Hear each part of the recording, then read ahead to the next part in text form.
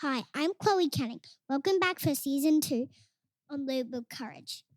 Illuminate Leadership acknowledges the traditional custodians of the land, which we would call this podcast the Yagara and Terrible People. We pay respect to the elders past, present, and emerging. Welcome to Lead with Courage, the podcast that celebrates the bold and inspiring stories of leaders making a difference. We're your hosts, Andy and Cherie Canning, and together we'll dive into the minds of the trailblazers, the risk takers, and those who embrace life with a growth mindset. It's so interesting how different people come into our lives. I remember my best friend recommending to me to follow Lauren White on socials. And then at last year's Ignite, one of our guests called in sick and the replacement guest was the same Lauren White. I couldn't believe it when I turned up to another event and she was the MC for Dr. Peter Wright's book launch. I just kept seeing this incredible woman popping up and I couldn't get enough. I suppose that's one of the reasons that she's going to be one of the guest speakers at Ignite 24. And if you're attending that event, we cannot wait for you to experience Lauren White in the flesh. Her energy is like something else. She is a speaker, an author, an award-winning sexologist, and confidant to women in business. We cannot wait to share this exciting conversation with you. Strap in and welcome to Lauren White. Lauren, welcome to the Lead with Courage podcast. It is so great to finally have you here. I am so excited about this. As was saying when I walked in, I've kind of hunted you both down to come on. Is this the part where we say that you're a sexologist and you've hunted us down? Yeah. Should I be feeling nervous? You should be feeling nervous / excited / intrigued / titillated. Maybe a potent combination of all of those things. But no, I was determined. I was persistent, and it feels so good to be sitting in this chair across from the two of you. Oh, it is so wonderful to have you here. You know, I don't know if I've told you this, but how I discovered you or even heard about you. My bestest friend in the whole wide world, Rin, said to me probably 2 years ago, you need to start following this lady called Lauren White. I think you'll really love her. And I said, okay. And my girlfriend's not a big socials person. Tell me about it. She's like, well, she's like, I think it's a bit like sexologist, a bit sexual. I'm like, okay. She's like, no, but it's all about power. It's all about females feeling into their body and feeling their power. I think you're going to love her. She said, I've been following her for a while and I just think she's phenomenal. And so then I think by chance, or has the world or the universe throws it out, Libby and Paula, who were our first guests on the Lead with Courage podcast, they were coming to our second Ignite event, and Libby was ill, and you were Libby for the day. I was Libby, yeah. You were Lauren, but you got to be Libby Trigger for the day. I did. And that was brilliant having you there, and obviously the connections you've made from other people there as well.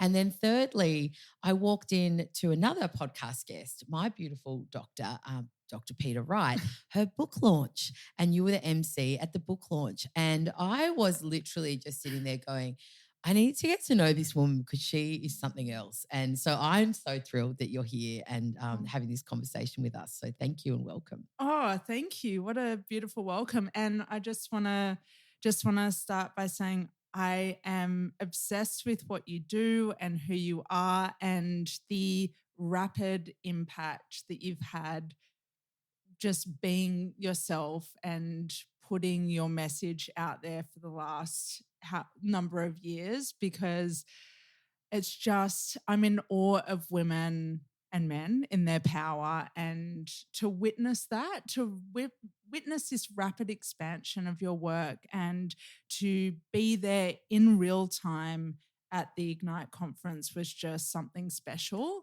And something in me just was like, you're going to go to that conference, you're going to go to that conference. And I just went back and I get a message 5 p.m. the day before from Paula, do you want to be my date for this conference because Libby can't come? I was like, yes. And I was just like, it was so bizarre, but I just knew, I was just like, I've just got to lean back and I'm going to be at that conference. Wow. Had a free day, totally free day. It was just, it was just magic, and it was magical to be there, and I can still hear the speakers and feel the vibration of the room. So yeah, so thank you for that's sharing incredible. all of Thank that. you. Well, we've just started planning this year's Ignite, and so that is sometimes what I need to be reminded of when we're getting deep into logistics and planning and budgets, because it needs to be done, but it's not where the passion is, you know. It's so hearing that, I'm like, yes, that reignites for Ignite, pun intended, I guess. But yeah, thank you. Beautiful. Andy.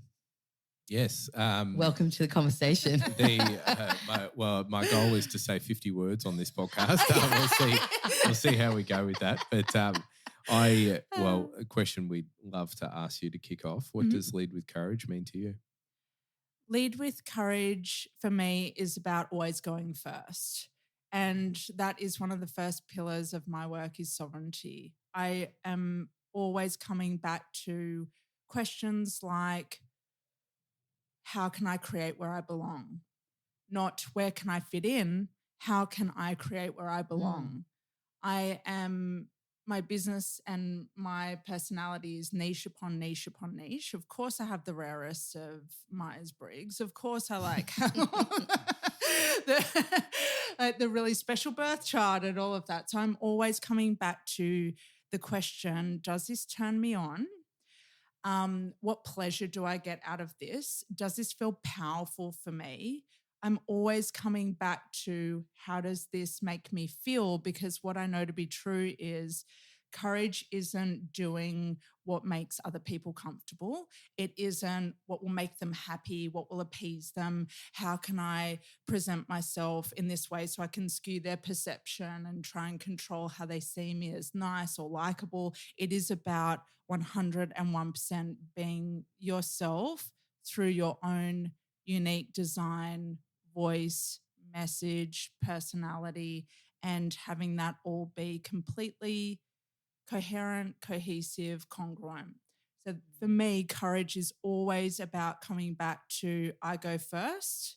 I never ask anyone to do something that I haven't done myself. I never ask them to be more courageous or make a specific kind of move if I haven't done that myself. I'm always going first and taking the embodied risks to make magic and have a really rich and fulfilling life and business. Beautiful. Thank you. I think that really from the little that I know about you, but I've been fortunate enough to listen to a couple of your podcasts, the Mums with Hustle episode that you've done recently or within the last 6 months or so. Yep. And then the one with Sophia Palace as well, is it? The Business Breakthrough podcast. Yes. Both of those I really, really enjoyed. And I think your authenticity kind of really shines through on those. And I think it's one of the things we'd like to kind of dig into today a little bit is like, we see Lauren White today and we experience Lauren White today kind of through these different vessels. But how did it kind of come to be and you'll argue probably that you're not a finished product and neither of us are, but then like what are those things along the way that have kind of led up to that? So I'm excited to kind of jump into that. Yeah, I guess, how did you, because if we look at like titles, if you like, or what you do, we've got author, speaker, sexologist, mentor, and I love this, confidant to women in business. One of the phrases, and actually I was discussing with Lindsay, one of the speakers at Ignite yesterday, and we're like, the whole thing of pleasure and power from the bedroom to the boardroom and the link of that. And I guess that's the work that you do and empower others to do. But how did you get to this point? Tell us a little bit about the backstory. I have always been fascinated by the topics that we're not meant to speak about or aren't publicly spoken about. I've always been fascinated by the taboo. To go way back to growing up in Camden, New South Wales in the 80s, my favourite VHS was Where Did I Come From? I just thought it was fascinating, and I had the book and so from 6 years old, learning about how babies are made, I just thought it was so interesting. I didn't think there was anything more interesting than that. And so the seeds were planted very early, and my whole career was spent in the taboo areas of health, like mental health.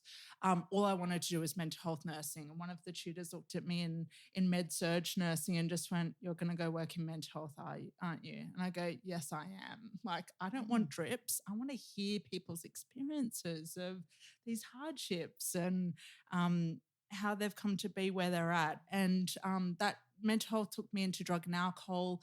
I worked in a methadone clinic for 10 years as a clinical nurse specialist, and just always wanted to know the real true side to humanity, even if it's dark, even if it's shadowy. I want to know what's real and I want to know what's true, because I know that when we go to those parts within ourselves, then we are unshakable. If we know all of our parts, if we know all of our shadows, then there's nothing that anyone else can think about us or say about us or judge, or there's nothing can shake you if you already know every single part of yourself.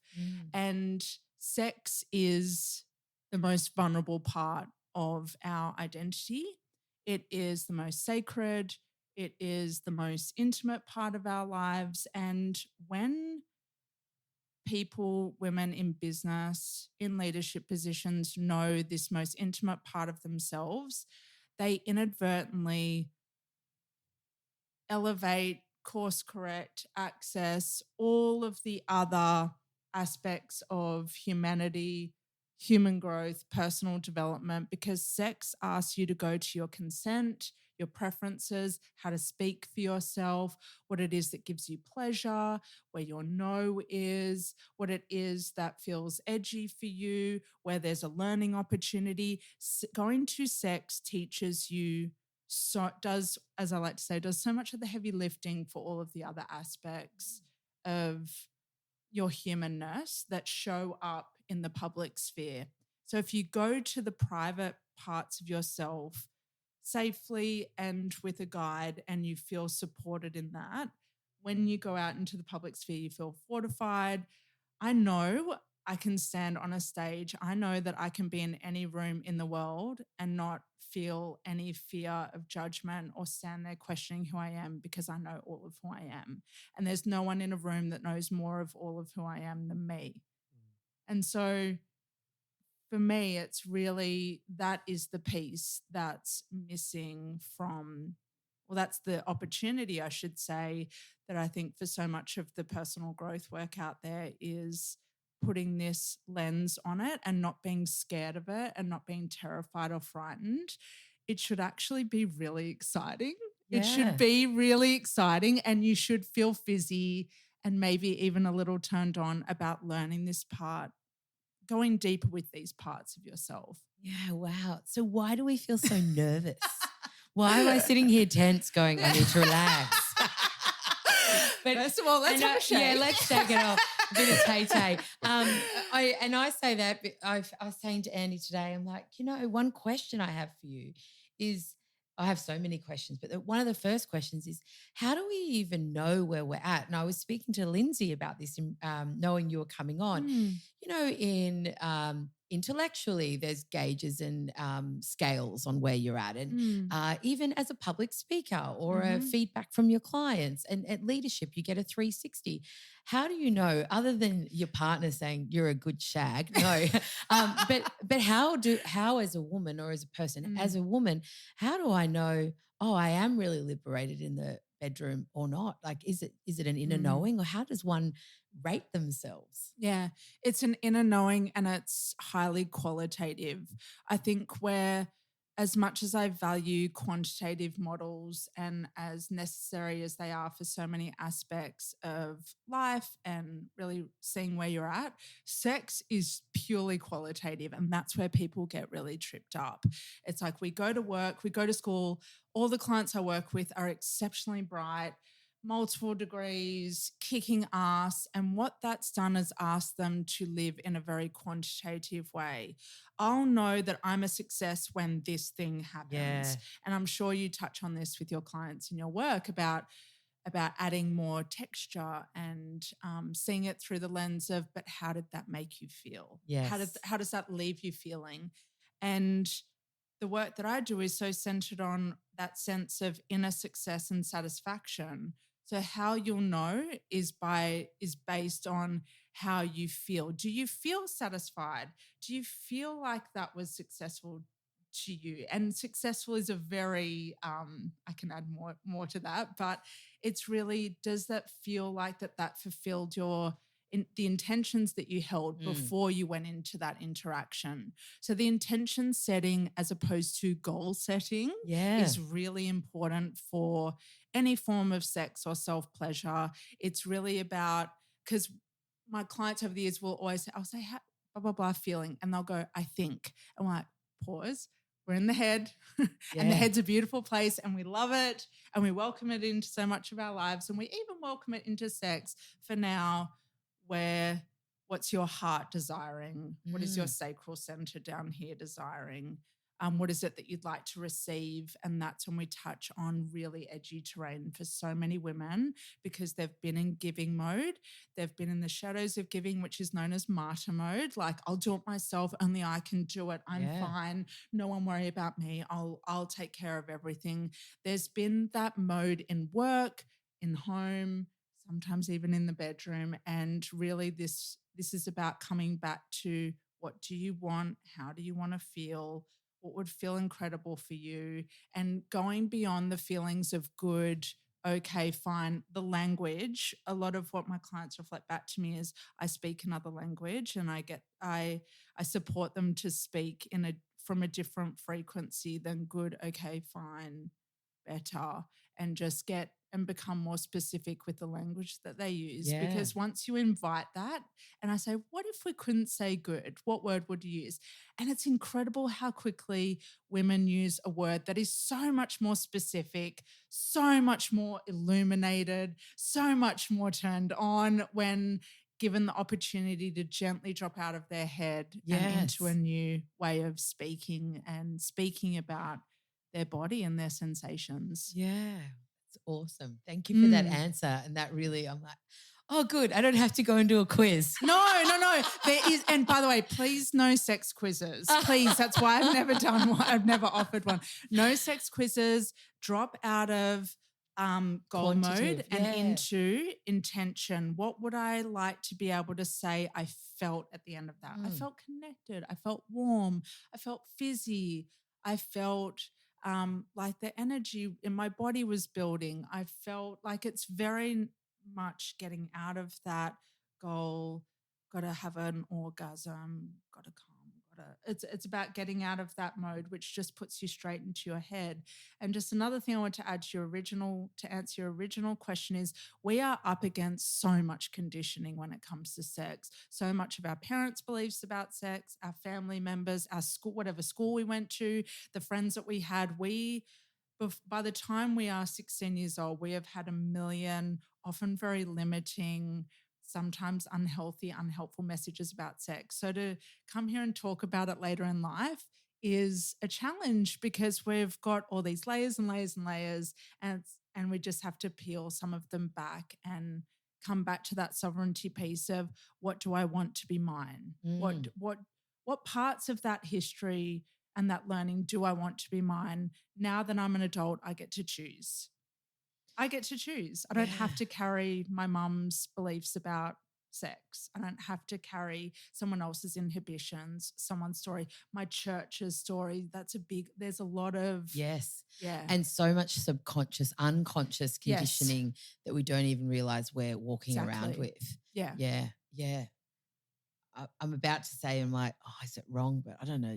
Listen, but like, your mum only had sex 3 times. Isn't that what she told you? You and your 2 sisters? No, she said twice. The math isn't mathing. Yeah. I'm sure about that one. I think I remember I was like a cheeky 11-year-old, and I probably just discovered what sex was to a certain extent. And I said, how many times do you have sex? And she said, oh, once or twice. And then I just assumed everything that my mum told me at that point in time was gospel. So then I spent the next 2 years trying to work out the math of having 2 younger sisters. How does that work? That only happened? you know. But anyway, Oh, it's it a is rabbit funny. hole. But And but then, like you say, even just on the parent thing, I remember the first person I ever spoke to after losing my virginity was my mum. I called her the next morning. Yep. She was away with my sister for netball, and she knew where I was the night before. I said, "Mum." She's but but she knew that's what I was calling about. So it's really interesting how obviously I was a bit older when I was saying like that. That's some maturity to that, but a bit later. Your mum wasn't happy with your choice. No, not really. Mum. But shocked. yeah, but he was like a world-class bodyboarder. I thought it was a cool claim to fame. Anyhow, but it's interesting, like even just the quick insight for different parents, as you say, and then the church, and if that's been part of, and everything, the media we consume, the movies we watch, Yep. everything. Yeah, wow. I feel like I just want to ask personal questions, but that's Go not the for purpose it, of please. our podcast necessarily. Cherie and Andy to get coaching with Cherie. But what do you want to ask? Setting the sexologist stuff aside and having a look at one of the terms that I heard you coin in a podcast is talking about the new femme waves. Oh, yeah. I'd love to kind of learn a little bit more about that, and then maybe we could kind of circle back to everyone else's favorite subjects as well, because I think that in particular really resonated with me, probably from a man looking at it from a female's point of view, but then also men in the workplace. Like, how can we celebrate that more, and how can we engage with that more? Yeah. Oh, I'd love to share about that. So the new femme waves is kind of the gentle middle finger to the old alpha ways. And I've used waves very specifically when I talk about femininity, because that's when feminine energy is incredibly powerful. When it's in flow, it's like water. But never underestimate water, because water is one of the most destructive forces on earth. So that's our power as well. But my belief is that we're in a time where we're reconciling, course correcting, healing a lot of the damage, harm, trauma that has been caused by the patriarchal ways within education systems, health systems. That's a lot of what my clients come to me to heal when they're breaking out and going out and doing their own thing, is they've worked in incredibly patriarchal medical systems, all sorts of medical systems. I myself came from a very patriarchal medical working within one. And there's a lot of unraveling and a lot of healing to do from that, or patriarchal corporate systems. The messaging is, this is the way things are done. You do it this way. There is no room for being flexible, being nimble. These are the hours that you work. This is what you're here to do. The heart and humanity has really been sucked out of all of those systems I just described. And I feel like we're ready, men, women, non-binary, every single person is ready for a new style of power where we have more pleasure in what we do. And that's what I love about your business. The pleasure oozes out of your business. And that is what we're here for as humans. We will be more quote unquote productive. We will be more generous. We'll be more impactful if we have our power and pleasure lead. And that's really what the new femme waves are about. It's about recognizing where we've come from, taking the parts that do work. I will never just say that's all bad. We just cherry pick the parts of those systems and processes that do work, and then we get to elevate it and put our own twist on it and put the humanity and heart back into business, government, corporate, because you get more from people. You get more from people when you do that than when you're punishing, punitive, burning people down to the ground, not acknowledging them with money, with words of affirmation, with the other love languages. It's time for a new way of doing things. And I think in these new femme waves, our own unique design whatever it is we're here to do needs to be honored first, because again, that's where we're going to create the most impact, as opposed to the patriarchal ways, which is, this is the system, you fit in. Like you just make yourself fit in. You go against your values. You go against your own intuition and you fit in. I'm like, no, I think there's another way of doing things. In fact, I know there is, because all of us sitting in this room are living by that. Yes. Yes. Yeah, I really see that. I think, as I said before, it kind of oozes out of you, and it's quite magnetic. So I love that. How does it relate then to, like, if we bring sex back on the table again? How does that relate to sex, I guess, and can you achieve it without fulfillment in that area? You can achieve fulfillment without sex. My question is, why would you want to? Why would you? No, for a small percentage of the population, I want to acknowledge that there are people that identify as asexual. They have absolutely zero. They've been born with zero interest, desire, arousal when it comes to sexuality. For everyone else, my question is, what's the resistance? Where is there? Can you be curious about an opportunity that's there for you? Just can you be curious? Sex is about, this is what I love about sex and what I learned very early on, is ultimately it's about curiosity. Always, for every single part of the work that I've done over the last however many years has always been about, and come back to curiosity. And you be curious about the sensation in your body? Can you be curious about what you're fantasizing about right now? Can you be curious about how it feels when you're touched in this way? And when you let curiosity lead, it's like following the breadcrumbs. So my question to anyone saying, but why? Like, do I have to? No, of course you don't. But if you feel like you're plateauing, if you feel like you're capped at a certain level and you've done the mindset work and you've done all of the programs and you've done all the mentoring, my question is, can you be curious about going deeper into your sexuality as a starting point or an avenue into the next frontier of your growth and your personal growth? Can you just be curious about it? And just, you don't have to put pressure on it. You don't have to connect the dots straight away, but it's incredibly exciting terrain because it's endless. Our sexuality never ends. It never ends. And it's a bit like Andy was saying at the beginning of the podcast, I'm an unfinished product. My sexuality is an unfinished product. And that's what I love about it. It's like, oh, there's more. There's more because I'm constantly changing. The context is changing. My environment's changing, people around me are changing, and that means that in turn, my sexuality is also changing. Yeah. Always. So can you be curious? That's all I'd say. No one has to do anything, but if you're at a point where you feel capped and you haven't been to this part, or maybe you haven't been to this part of yourself in a long time, can you be curious about what it holds and the new discoveries that you'll make about yourself and your power and pleasure? And then if you can answer that question and say yes, what would a next step look like? A next step could look like so many different things when it comes to sex.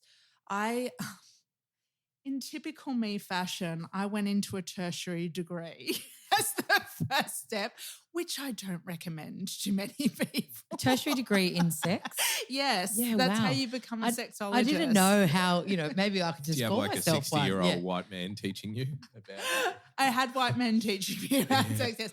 But I knew I wanted to do that degree. I loved academia. I got an award for academic achievement in sexology. I really loved it. I sunk my teeth into it. But it wasn't, a public health degree isn't what taught me about sex. It's very limited. It's very limited. I had to go to other businesses, services, private offerings in order to learn about sex. And I did in 2012.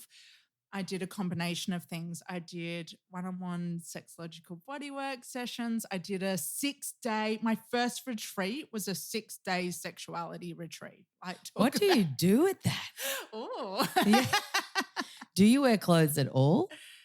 Is it like a nude thing, or you do wear clothes and then that's part of Both, a bit of both? both clothes Yeah. on and off. Yeah, it Yeah. depends what context is really important in Yes, sex and any yes. sort of sexual learning environment. So it's not just clothes off for 6 days straight. It's if it's context appropriate to the learning environment. Yeah, Then that yes, makes there sense. there are no clothes, and it's about celebrating our nudity, our beautiful bodies. Everyone's body is different. When you've been Yeah. in those rooms a number of times, you just get so used to going, everyone is so different and so beautiful and exquisite. And it reduces, it takes the shame piece out of our connection to our bodies.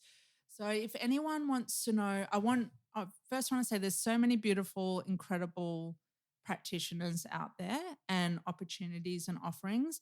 But if you want to start, you can start with books, you can start with podcasts, you can start with courses that you can do on demand. You can just start with the private if it doesn't feel right for you to speak to someone yet, or go to a retreat, or do a group do a group program of some kind. There's so much out there for people when it comes to learning about sex, and so much more has been brought to the world since I first started learning about sex with different sorts of programs and opportunities and masterclasses and just everything. There's so much out there. And just if I can say, I do have a book called Permission, which is all about women giving themselves the green light to be sexual as they are. And it's a very beautiful entry point to owning yourself, being in your sovereignty in the bedroom and out as well, which is what you'll experience. We want both. We want both. Beautiful. We'll put a link in for your book as Thanks. well. Oh, that's amazing. I think I might have cut you off by asking if everyone just walked around naked. So, but when you said you went to the retreat, were there other things you did in 2012 as well? Or what else did you do? Oh, okay. I did orgasmic yoga sessions in 2012. I did bodywork sessions. I did books. I can't even remember everything I did. I did a boudoir photo shoot in 2012. That was my first photo shoot. I just went all in on learning about myself. I was still nursing and I was studying sexology. It was one of the wildest years I've ever had. And the growth trajectory was just phenomenal. I turned 30 that year. It was just amazing. I have such fond memories of that time, and I just learned so much about myself and what I wanted, who I was as a sexual person, and what it was that I wanted to do when I launched my business at the end of that year. It was a really big year. Incredible. Can I ask, how do you talk to kids about sex? Yeah. It starts with talking about the body, and them seeing your body as well. My daughters have seen my body and still see my body on almost a daily basis. And sometimes they make comments about my body. Like they'll look at my tummy and go, "Ugh, your tummy isn't funny." I'll go, "Well, that's because that's where you were grown. And Yes. you were so big. You were both 4 kilos and you stretched my tummy so much that now it looks like this." And so I just talk, and I'm always putting my body in a positive frame of reference. And if, just to speak to people listening, if they don't feel that they can do that yet, can you try putting it in a neutral frame of reference? If it just feels like you're being so fake and inauthentic, to put it in a positive one. But I'm always just doing silly things with my body. My girls see me dance. We dance together. Just always, they say things about my boobs and my butt, and I'm always we make it playful, we make it light. And I tell them when I've got my period, and they write me letters and say, "Mum, do you need a packet of chips and a cup of tea?" Oh, that is divine. So cute. I love that. Yes, and chocolate. But the reason why I keep them in tune with my cycle, and I will say to them, "Girls, I've got my period. It means my energy is just a little bit lower than it normally is. It's not that I'm saying no to that thing, but can you just give me a minute to think about it?" Because their energy is high. They're not cycling yet. So they're high all the time. And I just want to prepare them for the natural waves that happen with a cycle and how that cycle is connected to birth, should they choose to. And everything I say to them comes back to their consent. Everything we say to them, they say something about babies, and my husband Ed and I say, well, if you choose to have children, we don't ever say when you're a mum. We don't ever pigeonhole them, and we say, and your boy, Eddie's a fast talker. He's like, and your boyfriend and or girlfriend. Tell them about their future boyfriend and or girlfriend. So we're keeping the conversation very open, very body positive, playful, keeping them in tune with my cycles. Sex is a kind of discussion on the rise. I did get them, where did I come from? We read it all together.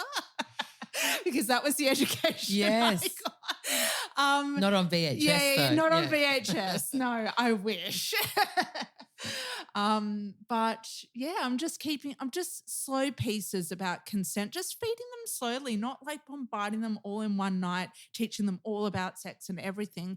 It's an ongoing conversation. And I really feel it starts with bodies and consent. That's where it starts. If you start with bodies and consent with children, you are winning, because they have that in their heads from an early age. So by the time 10 years later, or however many years later, or if something untoward happens, they go, this isn't right. This doesn't feel right. I don't want to do this. And they can start to hear their own voice because you've been practicing consent. And my husband even asked my children, he says, can I give you a hug right now? And then they get they have the choice available to answer, because they might be in such a heightened state, and being hugged is like the total opposite of what's going to comfort them right now. And they've got my children have different nervous systems. They're different. They're hardwired different. And so we're honoring that. We're honoring them as individuals. And I think that's the best thing that you can do for your children. Yeah, that's so beautiful. I think Chloe being 7, I'm reflecting on the body positivity, seeing bodies, talking about cycles. I had a hysterectomy last year, so telling her about that, and which is important. I remember I went on a course a couple of years ago, the Goddess in the Boardroom program, and it was phenomenal. And I remember talking about our periods, and a lot of women were like kind of getting a bit uncomfy in the seat, almost thinking about talking about it out loud. And the question was, well, do you speak to your children about it, especially your girls? And if we're not, then what message is that sending them? And of course, and I'm saying of course, but obviously I had a hysterectomy, so there's challenges leading up. So I'd always have very painful periods. And I just didn't want Chloe then thinking every time she saw me in pain that that's what she's going to get. So I had to explain to her, this is not normal for everyone to have this pain. So don't be scared of this when you have yours. But just being really open about it. And even now talking about it, I'm so aware that other people may feel uncomfortable listening to even me talking about the periods, and using that word all the time, because it's, in my mind, it's just normal. Isn't it something we should just normalize, that this is the cycle, this is where women's energies will go? And we were speaking about it in a workshop not that long back with a group of people that we've been working with for a while, and saying, one of the female leaders said, actually, I know where everyone in my team is on their cycle, and it's really useful because then I know where their energy is. I know then if they're having a bit of a sensitive day, I don't look into that. Like, I just let the sensitive day be. And you know what? In 2 weeks, they're going to be on fire again. Exactly. And just understanding how our cycles work, and that is smart to be talking about it and to honor it, but also just from a practical sense. So yeah, that's great with Chloe. I'm giggling because I reckon we're getting close. We're getting close to needing to explain something, because I got called out the other night. I don't know if I should be talking about this on a podcast. Maybe don't. Your back's okay. So yeah, Mum, are you okay? What's that noise? Oh, I've just got a sore back. And then the next day, Mum, how's your back? I'm like, much better. So embarrassed, and I don't like lying, but I thought, oh no, I don't need to go there today. I don't need to go there today. No. I know some friends of ours, their kind of grandparents got them got the youngest, who's 7, a book, which it's almost like a Where Do I Come From book. Mm. And there was a case where she kind of read it cover to cover and got through it and then started asking quite a lot of questions. And one night they were having lasagna and they talked about the bechamel sauce. The bechamel sauce is kind of like, oh, that's what comes out of the man and goes to the woman. And it's also it looks like the stuff that comes out of the man's penis. And the mum was like, oh no, it's too far. Not ready. not ready. I can not never ready for eat that. bechamel Yeah, sauce never again. Oh, funny. Oh, bless. But also, I suppose on a serious note, I think it's then not being scared to have conversations, and even when it gets a bit clunky or a bit messy. Yeah. But if we maybe follow a lot of the patterns that many of us may have been raised on of just not talking about it, then it just perpetuates this shame and that it's a topic that is taboo and it's shameful. And it actually, I just think it should be a topic that's like it's still private and sacred. Of course. But celebrated. Like it's a wonderful thing. So it's really interesting. What other patterns do you see for women in the work that you do, I guess, that hold us? Is it around shame? Is it around the way we see our own bodies? Are there other patterns that are useful for women to be just curious about and aware of that maybe are ingrained in us that we don't recognize? Guilt, judgment, not enoughness, powerlessness. What's like the guilt? The guilt is about doing something that is only for her. Right. That there is so much guilt amongst women doing something that is only for her. And the women that I work with, when they first come to me, they are on this programming of anything I do that it's for me, it's got to somehow give back to someone else. There's got to be this payoff effect to someone, but a direct, again, it's that quantitative, if I do this, then I need to invite someone else as well and to see them in pleasure and to make sure that they're happy.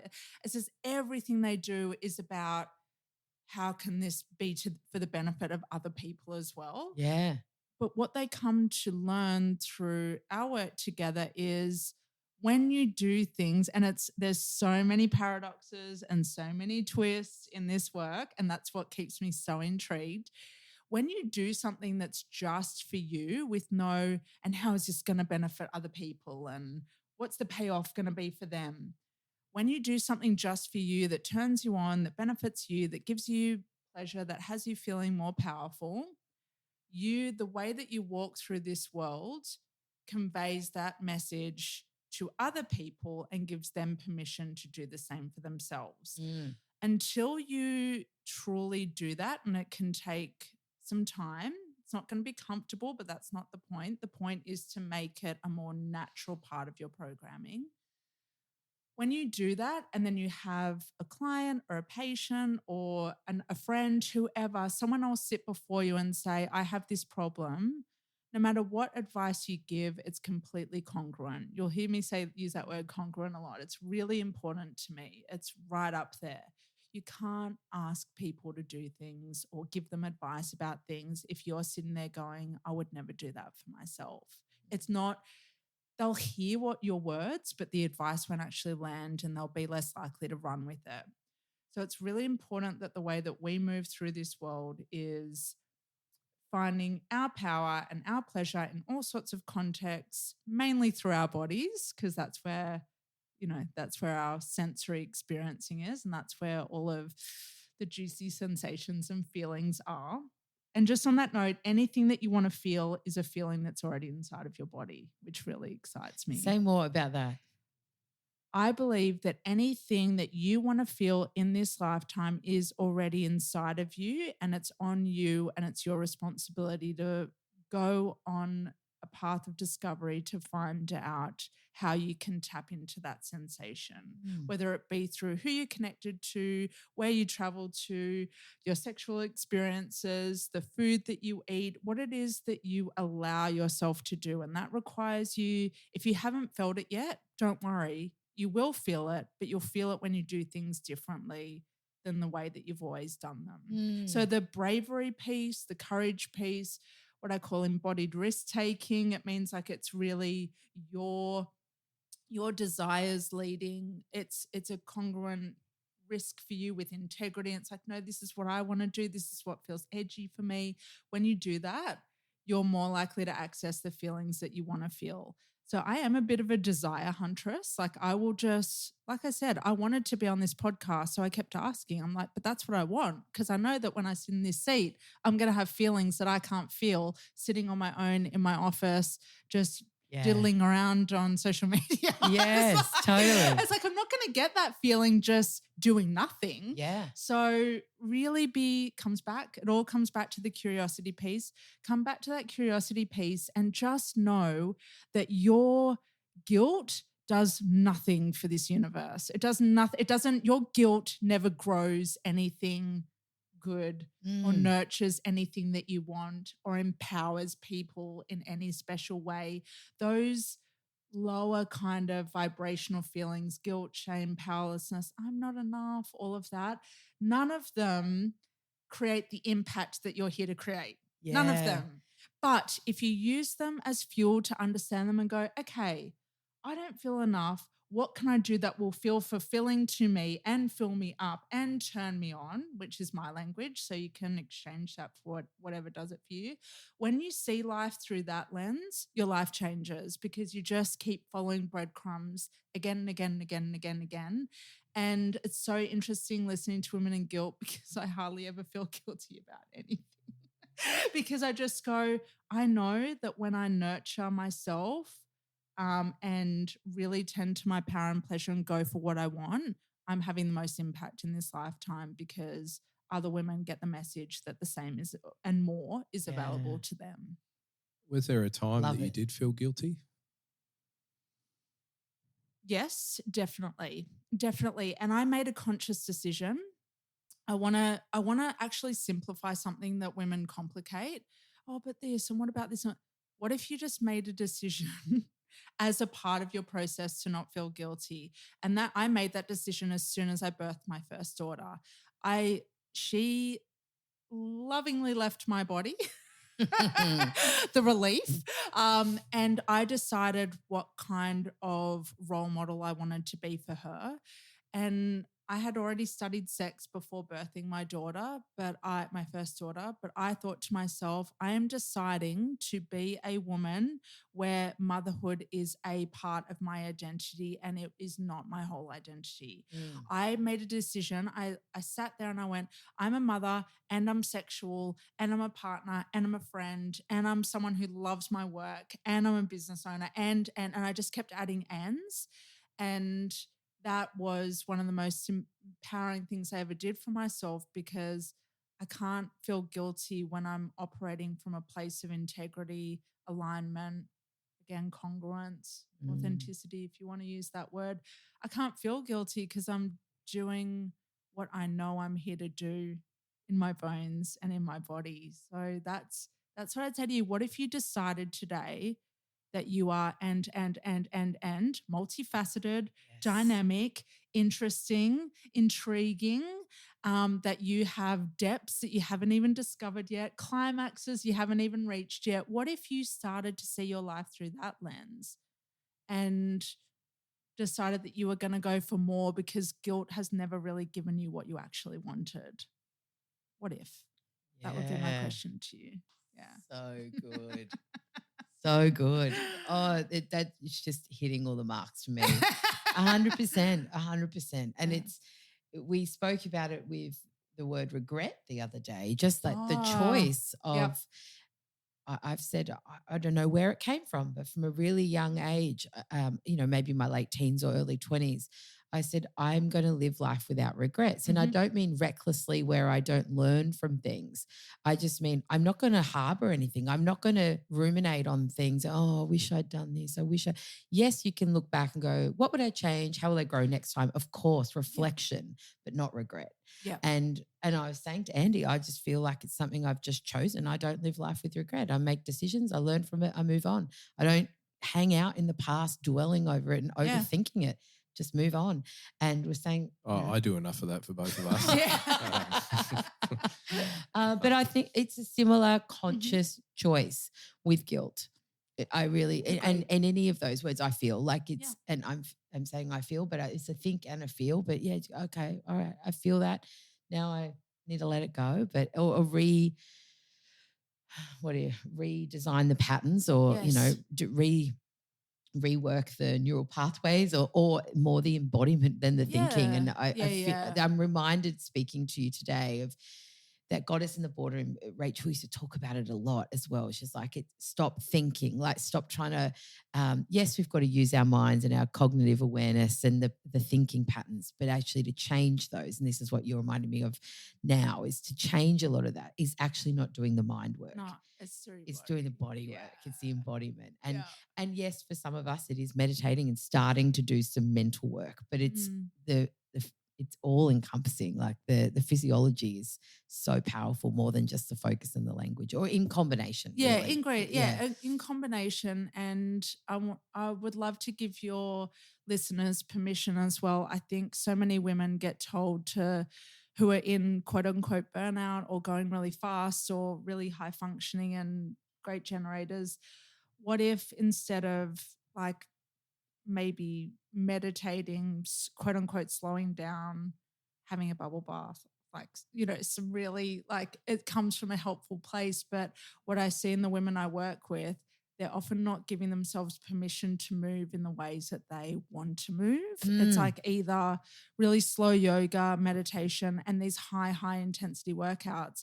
But what I love about processes like dance is it's that place in the middle where you're using dance is a lot like sex, and it requires both branches of the nervous system to really come in and meet in the middle to get to those flow states. So what if you didn't meditate, but you used just intuitive movement as your way of feeling more power and pleasure?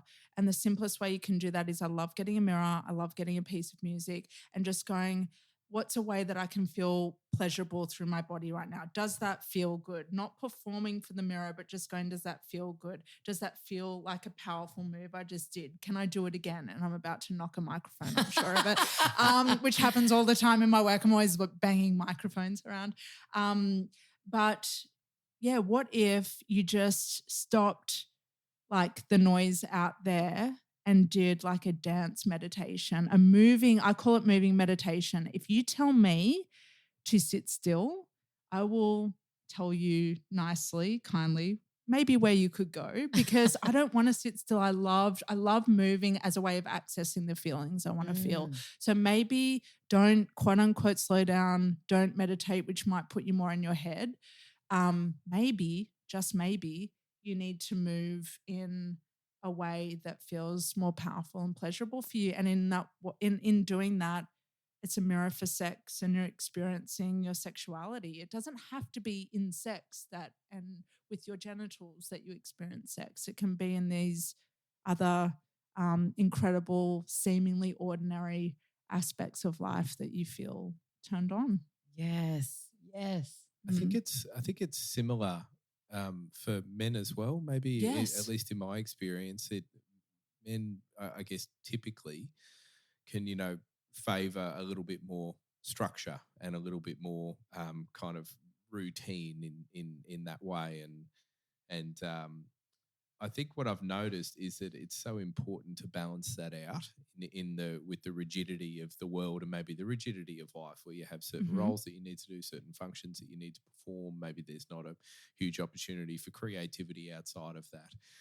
That it's so important for men to have a version of that dance as well, and maybe it's something like, as you said, that kind of a dance, or it can be yoga or something. You do your just Kundalini yoga, yeah, and your something breath just work. totally unstructured.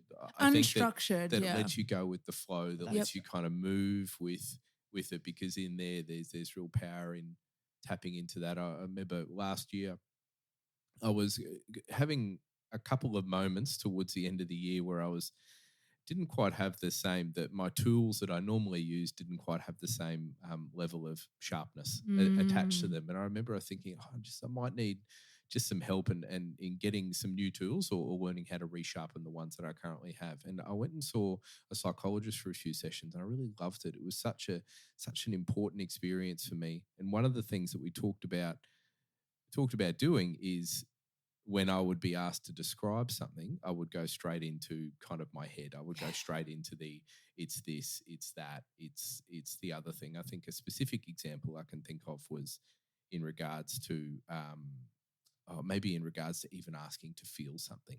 It's like, how does that feel? And I'd be like, okay, well, it feels, I don't know, like it feels thoughtful, I guess, or it feels emotional. But even in there wasn't the feeling or the emotion or the kind of the intensity attached to the word that was being used. Instead, it was just still coming from that head and that cognitive place. And it wasn't until then I reflected on that after the session, and then I thought, you know what, I think I did a little bit of yoga, or maybe we just turned on some of your kind of have a bit of dance weird music at home and got out the different woods that we burn and kind of, bless the place or whatever. They're just making a mess of that. Totally.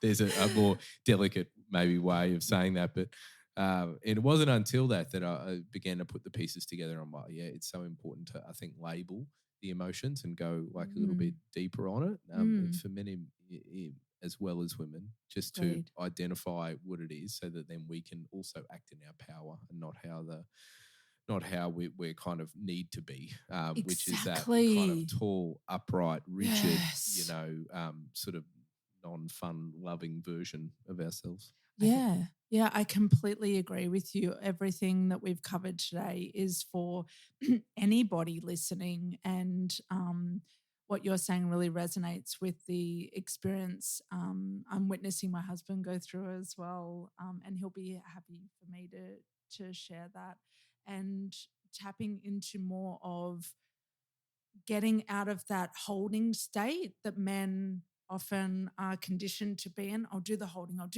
hold this, I'll hold this, I'll hold this. And just witnessing him start to come out of that on a more regular basis and tap into the feelings, the free-flowing movement. He was someone who said, I don't dance. He would say, I don't dance. And it's like, but then you see him dance, it's like everybody dances. Yeah. Everybody dances, and everybody, it's innate to us. So I love that you went through that last year, and it's a really important reminder that we can have the toolkit, and sometimes it's about honoring the toolkit that we've got and that it's incredible, but also recognizing, and now it's not about necessarily needing whole different tools, but what different aspects, what could I do that's an adjunct to that? What could I do that's really complementary to that? And that's a really important piece to recognize, that this has gotten you so far. Wonderful. It's done its job, and I will come back to it. But what about adding this piece or exploring this piece? Yes. And then as you guys are both speaking, to me, the music and the dance is such a reminder, when you look at through the lens of a 7-year-old, as we have, and young girls, Chloe she'll dance every night. Now, I think that's nature and nurture actually with the environment, but every night she'll dance, and there's so much joy in, can I do a dance for you? Can I do this? And there's so much joy. And then at some point, as women or as humans, we stop doing all those things because we might look silly, or the judgment that may come. But I think in the last couple of years reminded myself of, like, it actually doesn't matter, and actually doesn't have to be in front of anyone. And even this morning, it may or may not still be on a Taylor Swift high for me, but I picked 2 songs in particular, and I was dancing to them, and I was singing to them, and I'm singing into the mirror, and maybe I was performing for the mirror a bit more, but no, that's welcome as well. It's welcome as well. Fun. And it was just so fun. And I thought, oh, yes, that's the joy you talk about. Yes. That's the pleasure we talk about. And it just felt great. Like, it really was just that little, and the beauty is when I think people feel, oh, that sounds nice, but I'm feeling time poor, I'm this, I'm that with my time. It's minutes of your time. We're not talking minutes, hours a day. It's minutes, sometimes a minute. And it's just actually so powerful, but I don't know that we tap into it enough, or that we're aware that we can access it enough just so easily anywhere. I'm really glad you brought that up, because nothing I speak about in my work is about multi-orgasmic, like doing all these practices. It's always about what can I access as fast as possible from my toolkit, and what's going to be as effective. That's a word I'm looking for. More than Yes. fast, but what's going to be effective as soon as possible. And that's what I love about dance. And that's what I love about I always have a certain station on in the car. It's called Dance Hits. And it's just good. It's just good quality vibrational music, because I know that that's playing an influence as to what kind of frame of reference I'm living from and living in. And it's about keeping us tapped into that sense of possibility, that sense of illumination, that lightness, that fun. Like, there's so much fun missing from women's lives. They are Yes.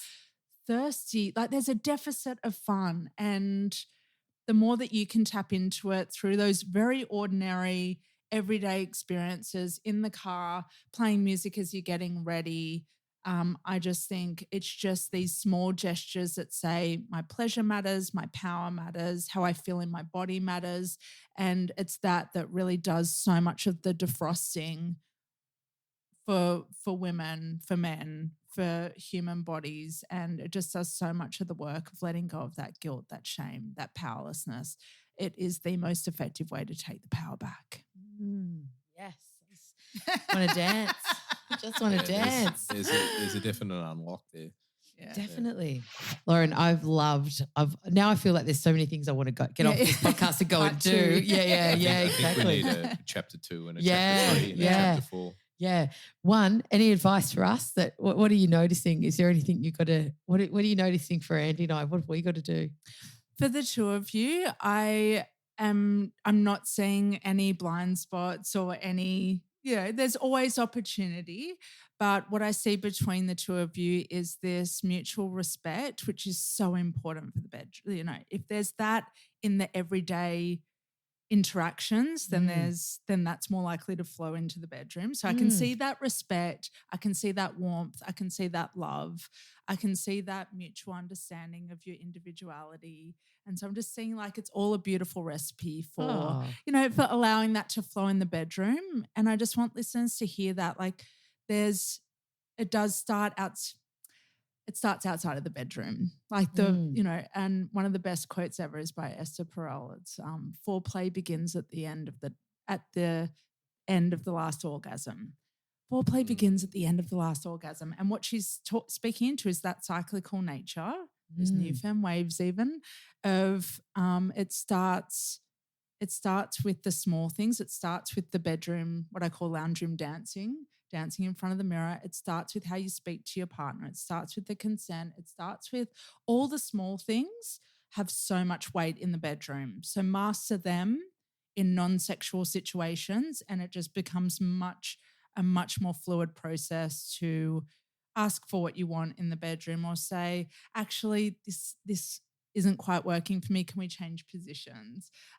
Just being able to speak up, it's the practice. Your best arena to practice in is in your life outside of sex. Yeah, but beautiful. I've got no specific guidance. I want to acknowledge you, and I really feel called to highlight what you're already doing so beautifully. Oh, thank you. Thank you. We've got this video, actually. I'd just like some feedback on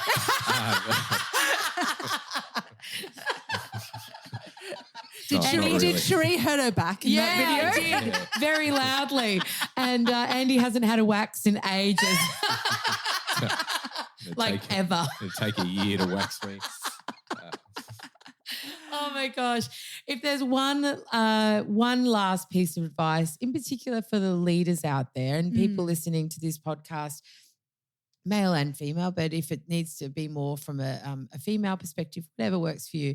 But what is one practical advice or actually, let me reword that. What is one wish that you have that all leaders can walk away with experiencing or trying? What if you had one wish for our leaders to go and do, our listeners to go and do after today, what would that tip or advice be? I wish for every leader to have safe spaces where they can fully express themselves without any fear of judgment. Leaders have to do so much holding, and holding is an energetic state. And I want leaders to know that you are so worthy of coming out of a holding state, that it's really important that you are held and that you receive, fully receive.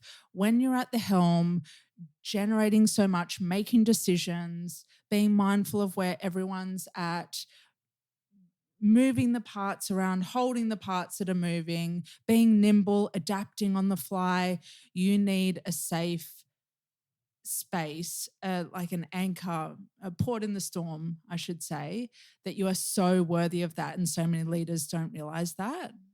You're born worthy for a safe place to go so that you can be held and you can let all the shit out. And I mean all the shit, everything. And you can say all the things that you're not meant to say because you're projecting a certain image out there, and maybe you can't show all of your vulnerability to your team, and you need to keep some parts of it for a really private space or experience. I just want every leader to know that, because that's what every leader ends up saying to me, is how valuable it's been to have a place, because I'm in their back pocket, to just say all the things that they can't say out there. And when you do that, the sooner you can feel stronger, more courageous, again, more congruent, and go out into the world and, not have any of your power leaking out into poor boundaries or mismanagement or projecting your stuff because you're dissatisfied by what's going on at home, and you bring it into work. And you are a human, and you are worthy of a safe space so that you can be who it is that you want to be on your personal time, when you're in the public sphere, when you're doing your best work. It's really important that you are held and you receive. Beautiful. Thank you. Thank you. They're beautiful words. And we will put links to your socials and how to contact you as well, Lauren, if people want that coaching perspective. Are you open? Have you got spaces, or are you fully booked up for the year? Oh. But you tell me, or you tell our listeners. I have space. Yeah. I have space. I'll put my links into my my private climactic program, and my podcast, White Hot Business, is being released in March 2024. Fantastic. Yeah. Awesome. We'll put all those links in. Thanks. And thank you so much for everything today. It's such a joy to be sitting here with you. And thank you for joining us on Lead with Courage. Oh, thank you. Thanks, Lauren. Thanks for joining us on the Lead with Courage podcast. We illuminate leadership, and it's our mission to inspire and grow the leaders of today to create a better tomorrow. We hope and trust that this episode has given you some insights and joy to empower you to live your biggest, best life. If you did enjoy the episode, we'd be so grateful for you to rate and share wherever you listen to this podcast. And until next time, go and lead with courage. Illuminate Leadership is not a licensed mental health service or a substitute for professional mental health advice, treatment, or assessment. Any conversation in this podcast is general in nature, and if you're struggling, please see a healthcare professional or call Lifeline on 131114.